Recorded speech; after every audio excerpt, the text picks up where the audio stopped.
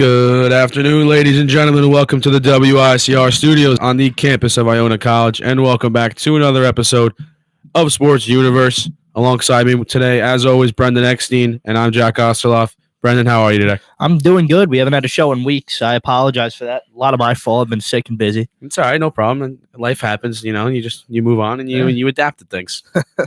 So we're gonna do a little bit of a NFL free agency prediction draft. Prospects, going to break down a couple guys, probably most likely who the Jets are probably going to draft. Mm-hmm. We will also be tuning into the Antonio Brown saga. A lot what happened down last night. For our second segment, we are going to touch upon Iona's chances in the MAC tournament, which will be taking place this weekend up at the Times Union Center in Albany, New York. And we'll finish it off our third segment with a little MLB talk preview for the season with less than a month away. And talk about Bryce Harper signing with the Philadelphia Phillies. So jump right into it. NFL free agency around the corner starts next week. You got your eyes on any big fish free agent you want to talk about? Well, for the Jets in particular, I think we heard today about Anthony Barr, how the Jets view him as a really good fit, maybe as an edge rusher. I disagree with their stance coming for him. I think he's a great player, and I think he'd be good in a run-stopping role, but I don't see the edge rush potential that they see in a guy like Anthony Barr. 13 and a half career sacks in 5 seasons, sorry. I just don't see what they're looking at. I'd have to agree with you on that. Yes, Barr is an elite talent, Pro Bowl caliber kind of guy, still young in his prime. But when you look at what the Jets need, they don't need a guy like Barr on the edge, a guy you're going to have to teach fundamentals. You're going to need a guy that's going to come into your system right away and produce sacks for you. Is what they need. A natural edge rusher. They need a guy out in free agency. There's a bunch of edge rushers out there. D Ford, he got franchise tagged by Kansas City, but they said they're willing to trade him for the right price. So if the Jets are willing to toss out maybe a 3rd, 4th round pick for him, I wouldn't be surprised if they pull the trigger on that. Or the draft. In the draft, we're going to touch upon We're going to get there. We're going to get there in a little bit. There's some guys, intriguing guys in the draft that will definitely fit their schemes. But in free agency, I'd rather sign a guy like Dante Fowler, who has proven pass rushing ability from the edge, rather than try and mold and adapt a guy like Anthony Barr into that role.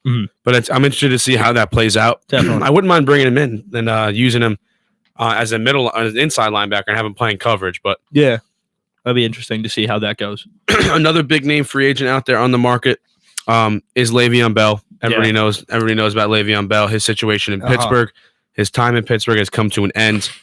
So with that being said, there's going to be a lot of potential suitors out there for the All-Pro running back. Where do you see him best fitting? Not where do you see him going. Where do you see his best fit? I see his best fit with the Indianapolis Colts. I think with an established quarterback, a pretty good offensive line, and an up-and-coming defense. They made the playoffs this year to some people's surprise. Luck was back with it. I think having an elite caliber running back over there with that kind of offensive line would be absolutely deadly.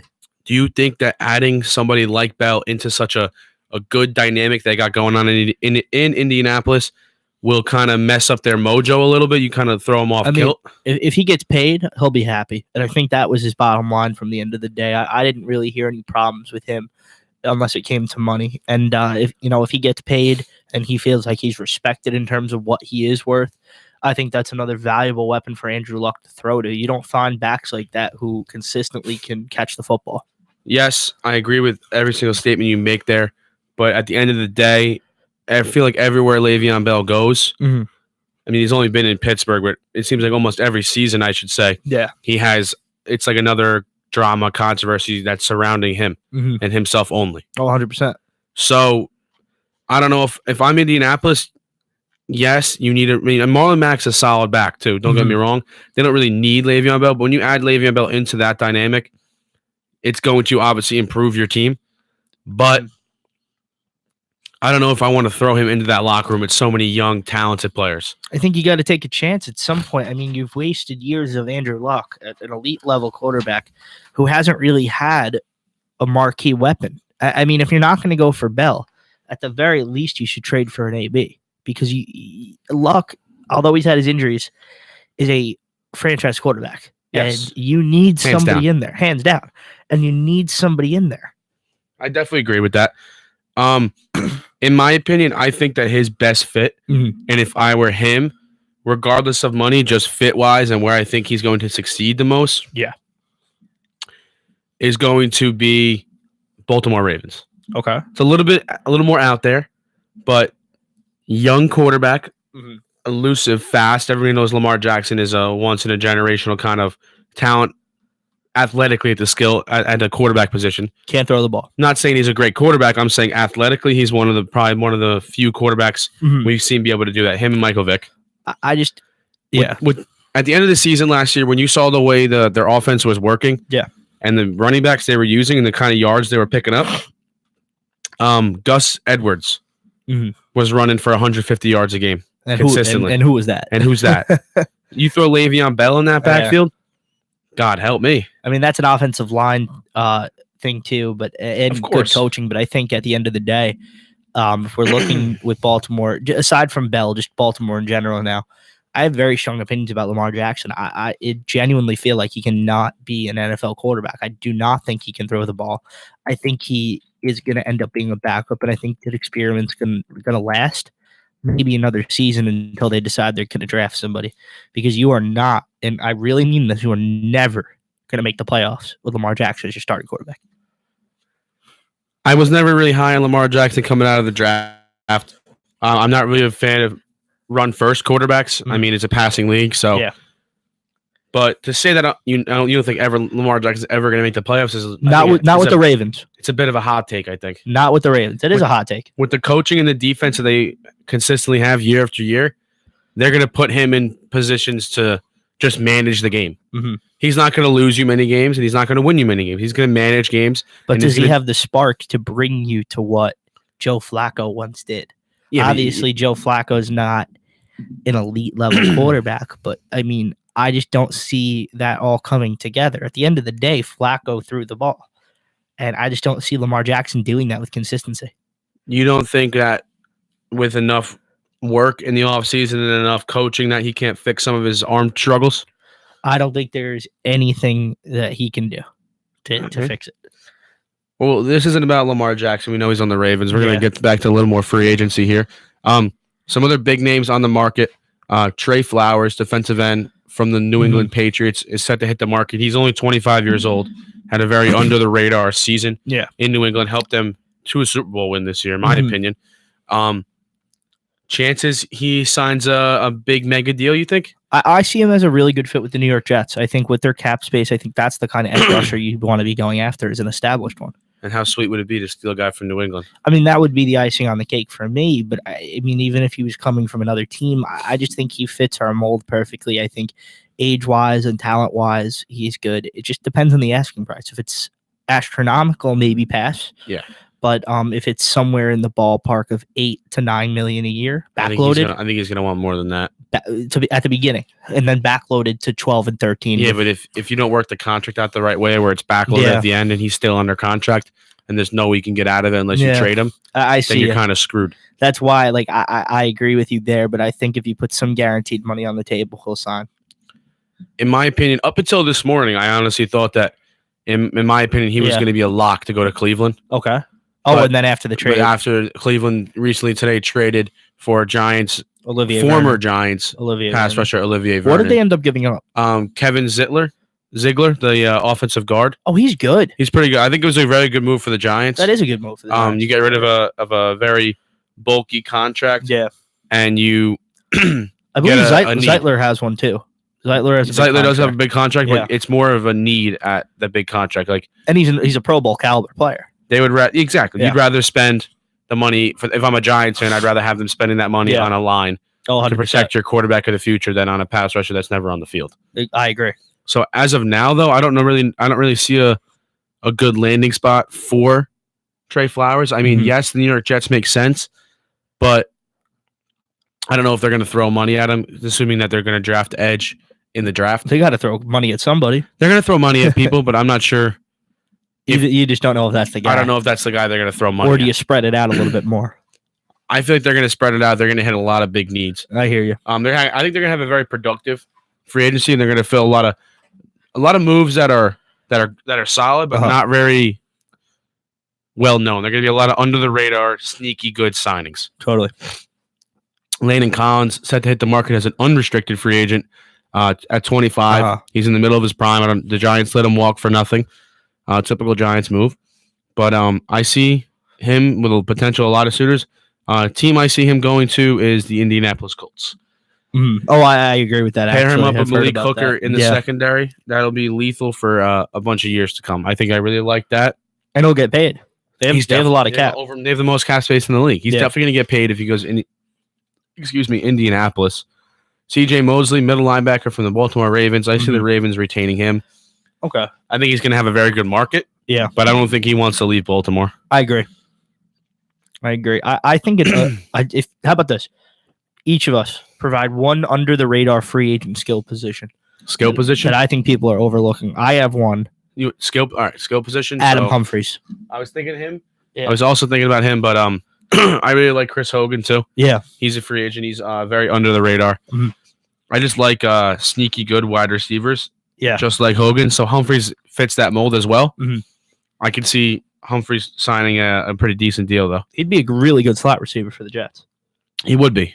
But you really want to spend $7 to $8 million on I don't think you'd have to pay him that a year. No, I think you'd pay him with the market, four or five. with the market of the wide receiver nowadays. I feel like you're gonna have to overpay guys if you want to get guys. Maybe if you backload it like that. I think at the beginning, if you do 4 You're or obsessed 5, with backloading contracts, aren't you? because if I was an NFL GM, this is how I would structure a deal right now with Adam Humphries for the Jets.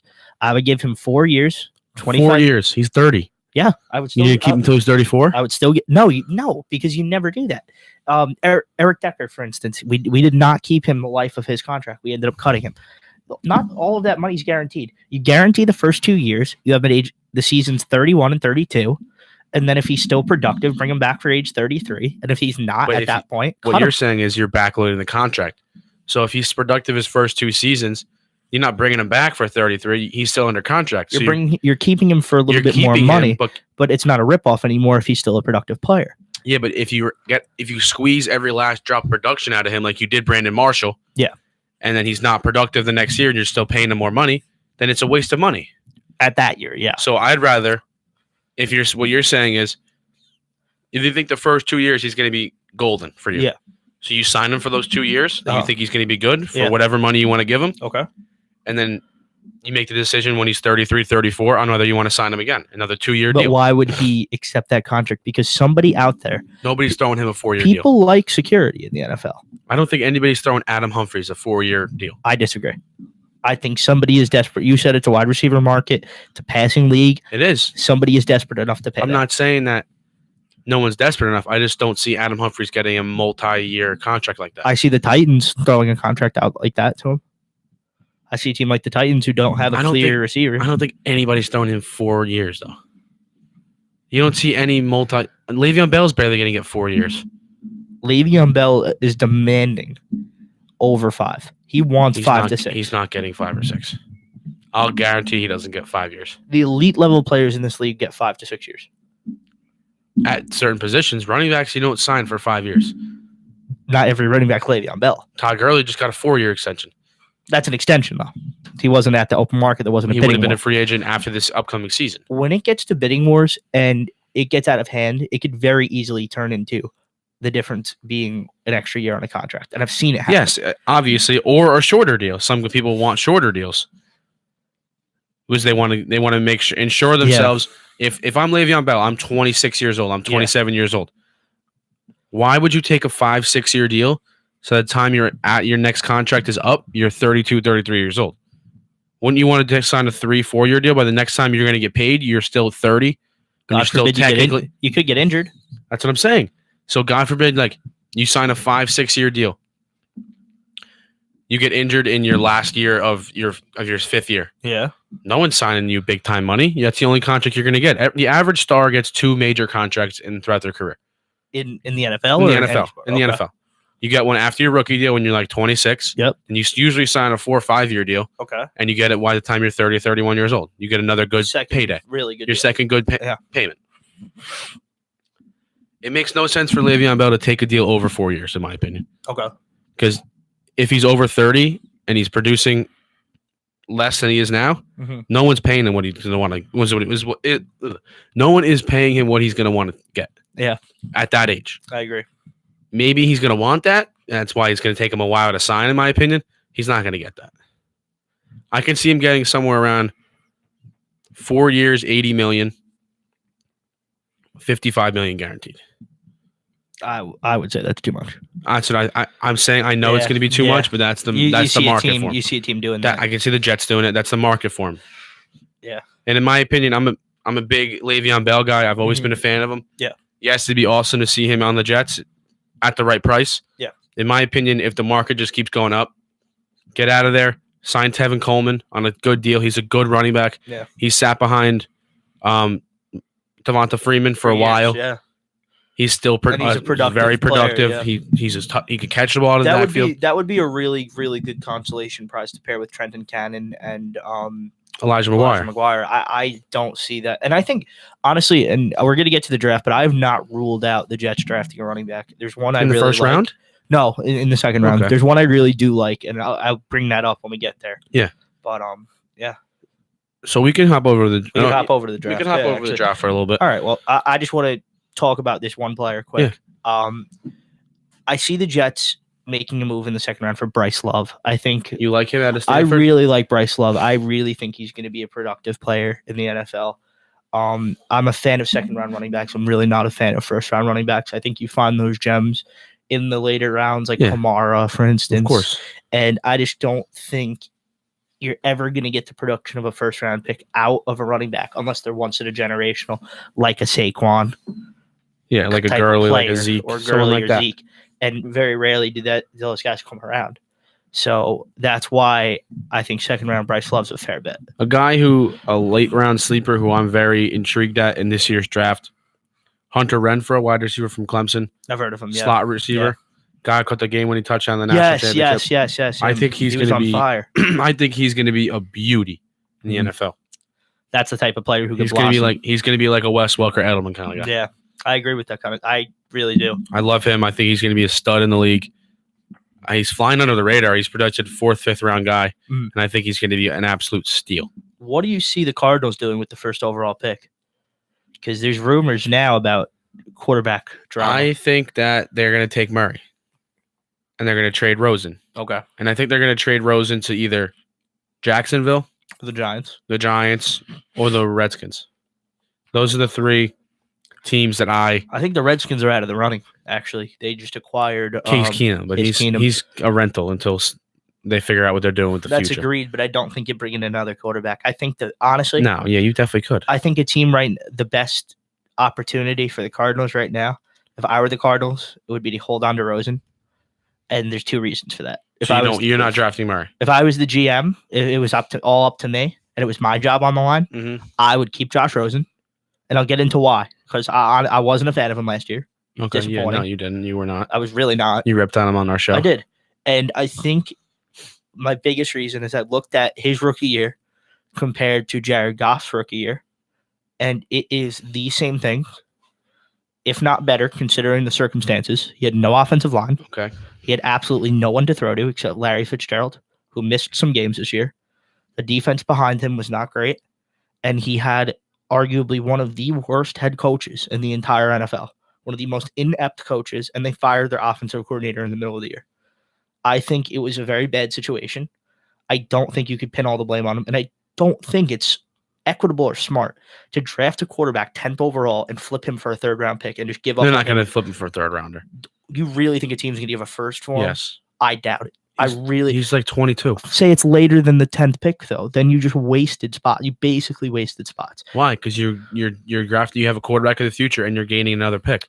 With the first overall pick, you can pick a can't miss 5 to 7 year starter for your team. You got to remember this. There's a whole new regime in Arizona. None of these guys that are in Arizona right now drafted Josh Rosen. They have no ties.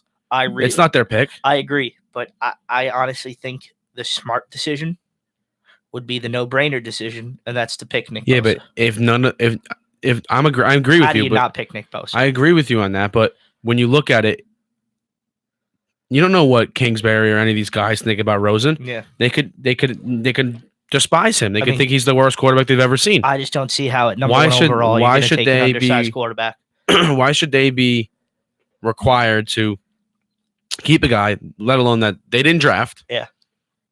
maybe that they don't want I just don't. just because they drafted him in the first round the year before. I just don't get how you're going to take a guy whose completion percentage under pressure goes from I'm not saying it's the right 60%, pick. which is low. I'm not saying it's the right pick, to but below Arizona is going to 47. take Kyler Murray at number That's one. a disaster. I'm not saying it's the right pick, and I'm not saying that's what I would do. If that's the way the draft shakes out, I think the New York Jets, a team we both love, winners of the are draft winners of the draft. because they're either going to get Bosa or Quinn Williams At the third overall, and either of those players could have gone number one easily. and it's just Yeah, but- ridiculous. In my opinion, though, if you have Quinn Williams and Josh Allen on the board, Yeah. I don't know who I'm taking though. I think we trade back. I think you trade back to 6 with the Giants. You scare them into thinking somebody's going to trade up. Giants take Haskins at 3, a traditional pocket passer. Mhm. He'll learn behind Eli. Who knows how he'll develop? Not the point. But we flip with the Giants. We go back to 6. We get some other draft capital, whatever it is. And at 6, we'll still end up with Josh Allen. I know we will. And I can tell you I that can see the Raiders trading up at 1 pick with us too. that too. But Haskins at 3, right? The Raiders love Kyler Murray. I could see But- them even trading up to 1. There you go. Say it's They got so many first rounders to do it too. Say it's Kyler, though, at 1. And then it goes Bosa. Then at 3, we flip to the Giants. 4 would be who? The The Raiders. Raiders. Quinnen. And then who's 5? Buccaneers. I don't know. I don't know who's 5 to be honest. Okay. Whoever's at 5 is not taking Josh Allen. Let me double check. Hold on, let me find out. I think 5 was a team that needed no lineman, but I could be wrong. You just look it up. Yeah, Buccaneers. I was right. The Buccaneers are not going to be taking edge rusher. I mean, we're going to see how it all plans out. There's a lot. We have a little over a month and a half. Yeah. Maybe a little less than a month and a half till the draft. Things are going to start clearing up towards the End of free agency. after Kyler Murray's pro combine and after Yeah. everybody else's combine. After free agency, you see who still has Who needs has and stuff. And yeah, That about wraps up our first NFL segment here on Sports Universe. Stay tuned as we're going to talk about the Iona Gales men's basketball team's chances of winning the MAC tournament this weekend. We'll see you in a little bit.